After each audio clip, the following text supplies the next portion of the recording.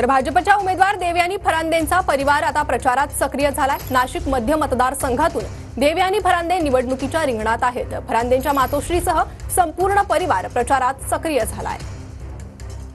ताई, संपूर्ण परिवार तुमच्या बरोबर आहे। खरं तर पक्ष बरोबर असणं किंवा कार्यकर्ते बरोबर असणं यापेक्षा परिवार बरोबर असणं किती महत्त्वाचं असतं?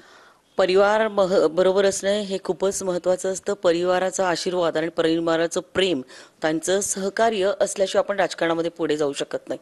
आणि माझं कुटुंब, माझी दोन्ही मुलं, माझी सून, जावई, माझ्या बहिणी, भाऊ हे सगळेजण माझ्या प्रचारामध्ये असतात आणि सातत्याने असतात। बरं अजिंक्य, खरं तर आईचा प्रचार करत असताना कसा प्रतिसाद मिळतोय? तुम्ही फॅमिली म्हणून ज्यावेळेला फिरताय त्यावेळेला काय लोकांच्या भावना आहेत? आता आम्ही घर टू घर करतोय।